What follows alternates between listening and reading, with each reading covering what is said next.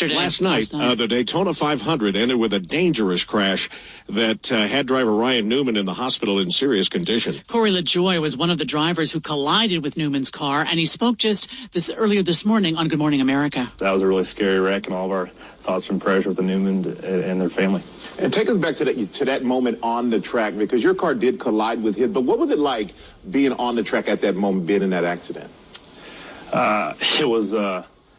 It was wild, man. I didn't even know who I hit because you're concentrating on trying to get a good finish, and nobody realizes how fast 200 miles an hour is, or how light or how uncontrollable these cars are when you get out of shape. So I didn't even know who I hit or what the extent of the crash was until after I got out of the infield care center. So it was until somebody told me that Ryan, they took him straight to the hospital. I was obviously nervous. I haven't seen the replay beyond what was shown right there. So it was obviously a very, very scary crash, but the fact that he's still with us and he can hopefully make a full recovery is just a testament to the NASCAR R&D group and how safe they're trying to make these race cars. And Ryan has been very outspoken about the safety of the drivers in these race cars. And do you think that this accident will lead to some of those changes that he spoke about? I think NASCAR's really on the forefront of trying to make racing safety, as well as just the Cup cars, all the short track cars all across the country. NASCAR's on the leading edge of making our cars safe, whether it be inside or outside. I think that they're taking my car as well as Newman's back to the R&D Center to evaluate those and what they can make better. We have the next gen car coming in next year that have a lot of safety upgrades as well. They're talking about that safety today and the fact that, of course, Dale Earnhardt Jr. Died, or Dale Earnhardt himself died on that racetrack of the Daytona 500. And there's not much doubt in anybody's mind, had this accident happened back then, he would not have survived that crash. Boy, it's something. On the In-Depth at 15 and 45. 8:19, we do have emergency triple team traffic brought to you by Mountain America's 3% balance transfer bonus, Andy. And we're still looking at delays thick between Point of the Mountain and 90th South. The crash at 72nd. Still the termination point of all the slowdowns as soon as you get past it, but it does start to improve before you even reach the crash area. And now we've got additional delays appearing near 53rd and 33rd South as you head towards downtown. Redwood Road, still pretty thick. West Jordan into Taylorsville. Bangerter Highway backed up in South Jordan, and then again in West Jordan, Eric.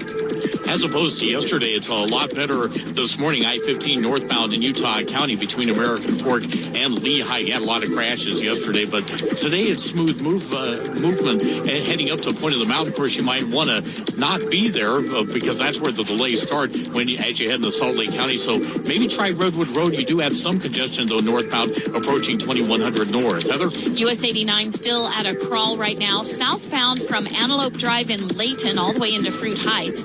The good news, I-15 is almost back to normal speed. You might see a few brake lights from time to time through Roy, Clearfield, and Kaysville, and also as you make your way between Beck Street and downtown Salt Lake. But overall, it's a much better commute than it was earlier this morning.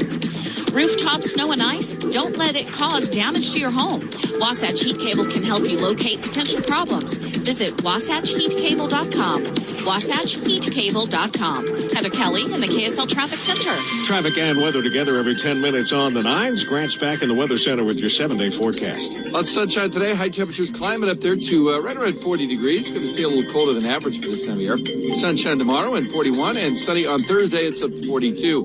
Gets warmer on Friday. We still get lots of sun, but we're up to 45, and then mostly sunny up to 46 on Saturday. More clouds come in on Sunday as the winds pick up. It's going to be a warmer day, though, up to 51, and then more snow showers in the works for Monday.